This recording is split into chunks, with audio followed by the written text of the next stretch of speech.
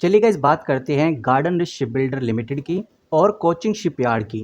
इसी के साथ अभी एक ऐसी खबर आ रही है जो कि बहुत ही इंपॉर्टेंट है और ये जो खबर है डिफेंस सेक्टर के लिए बहुत जरूरी है। वहीं ये खबर पूरा क्लियर करने वाली है कि अब आगे क्या होने वाला है। इतना ही नहीं, आप मैसगॉन डॉक शिप बिल्डर को देख लो या भारत डायनेमिक को देख लो, गार्डन रिच शिप बिल्डर को देख लो, ये आपको आज ग्रो होते हुए नजर आए। और जेन टेक्नोलॉजी देखोगे, आप डाटा पैटर्न देखोगे, सबसे ज़्यादा डाटा पैटर्न हमें ग्रो होता हुआ नजर आया, लगभग 3 से 3.5% के आसपास। तो इसके पीछे का रीज़न क्या है, बड़ी खबर क्या है, उसको एक बार समझ लेते हैं।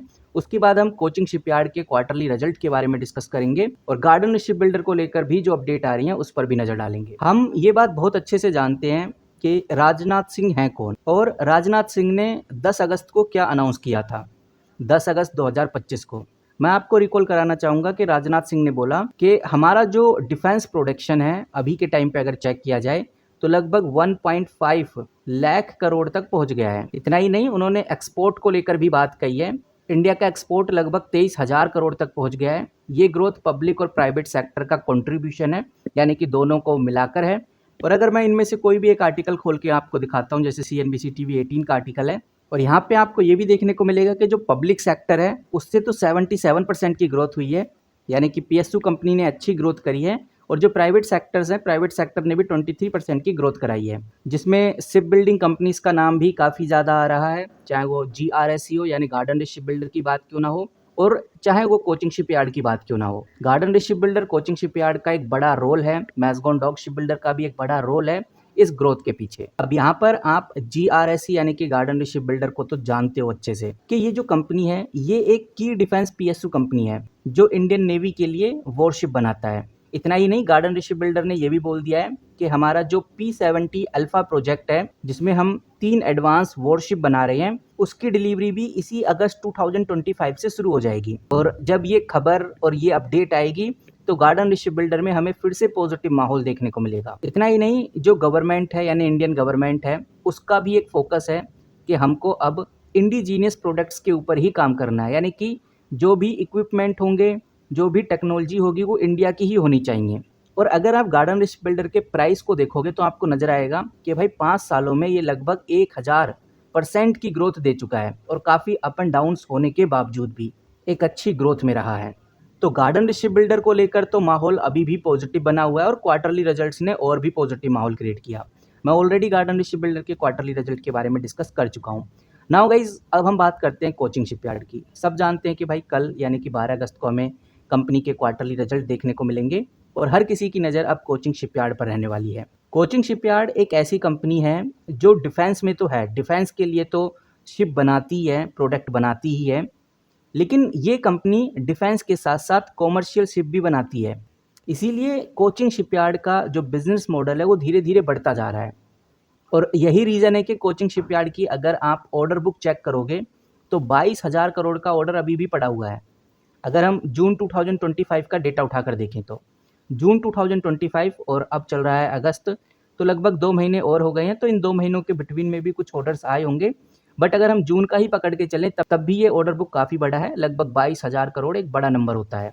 अब यहाँ पर जैसा हमने जाना कि भाई राजनाथ सिंह के द्वारा काफ़ी बिग अनाउंसमेंट की गई है और कोचिंग शिपयार्ड में भी अब बड़े ऑर्डर्स आने की बड़ी संभावनाएं हमें देखने को मिल रही हैं, क्योंकि राजनाथ सिंह के द्वारा जो अपडेट दी गई है उससे एक बात समझ में आ रही है कि गवर्नमेंट जिस तरह से डिफेंस कॉन्ट्रैक्ट लेके आ रही है और जो अपना एक्सपोर्ट है उसको पुश कर रही है, दूसरी कंट्रीज़ में अपने डिफेंस प्रोडक्ट को सप्लाई कर रही है, इससे कोचिंग शिपयार्ड को बाहर से ऑर्डर आ सकते हैं शिप बिल्डिंग के।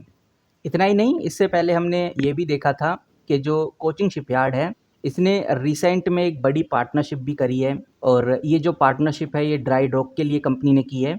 और जिस कंपनी के साथ कोचिंग शिपयार्ड ने पार्टनरशिप की है उसका नाम भी ड्राई डॉक वर्ल्ड है।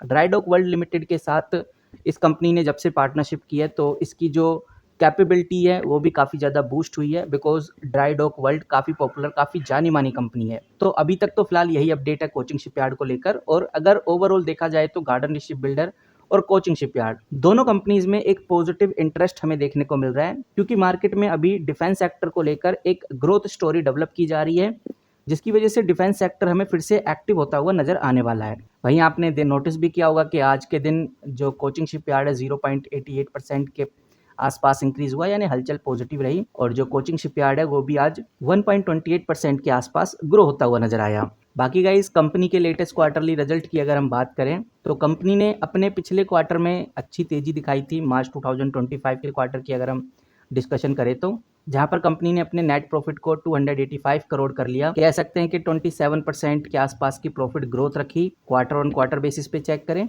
और रिसेंट में भी कंपनी को अच्छे कॉन्ट्रैक्ट मिलने की संभावनाएं बढ़ रही हैं और ये जो टोटल ऑर्डर कंपनी के पास 22,000 करोड़ के आसपास है, ये नंबर बढ़ सकता है आने वाले दिनों में। इसीलिए जो एनालिस्ट हैं उनका एक्सपेक्टेशन कोचिंग शिपयार्ड को लेकर काफ़ी पॉजिटिव है। ज़्यादातर एनालिस्ट होल्ड की ही रेटिंग देते हैं। तो गाइज ये कुछ बातें हैं, ये कुछ अपडेट्स हैं जो हमें फिलहाल अब ध्यान में रखकर चलनी है कोचिंग शिपयार्ड और गार्डन रिच शिपबिल्डर को लेकर। अभी अगर आप नोटिस करेंगे तो कंपनी के इंपॉर्टेंट रेशियोज में हल्का सा बदलाव हमें देखने को मिला है। जैसे आप आज मार्केट कैप देखिए, लगभग 43,000 करोड़ के आसपास आ गया है। 40,000 करोड़ की कंपनी अब आज के टाइम पे बन गई है। पीई आप देखिए 51 के आसपास है। आज भी हम कह सकते हैं ओवर प्राइस है। 1600 की जो हमें ये कंपनी देखने को मिल रही है, ये थोड़ी ओवर प्राइस है बिकॉज पीई 51 है। But return on capital employ की बात करें या रिटर्न ऑन इक्विटी की बात करें तो वो काफ़ी एवरेज है और रिटर्न ऑन कैपिटल एम्प्लॉय 20% है, जो पॉजिटिव माना जाता है। इसका मतलब कंपनी अच्छा परफॉर्म कर रही है, अभी भी सब कुछ ठीक चल रहा है और कर्ज फ्री कंपनी है। डेट टू इक्विटी 0.09 है। इंटरेस्ट कवरेज रेशो काफ़ी शानदार है। पाइट्रोसिक स्कोर 4 है, यानी फाइनेंशियली कंपनी अभी मजबूत नहीं हुई है। कंपनी का फ्री कैश फ्लो 749 करोड़ के आसपास है, वो भी माइनस में। अगर फ्री कैश फ्लो माइनस में है तो कंपनी को डिविडेंड प्रोवाइड नहीं करना चाहिए, लेकिन ये एक पीएसयू कंपनी है, यानी पब्लिक अंडरटेकिंग कंपनी है, तो डिविडेंड देती है और अच्छा खासा डिविडेंड देती है 0.45% के आसपास।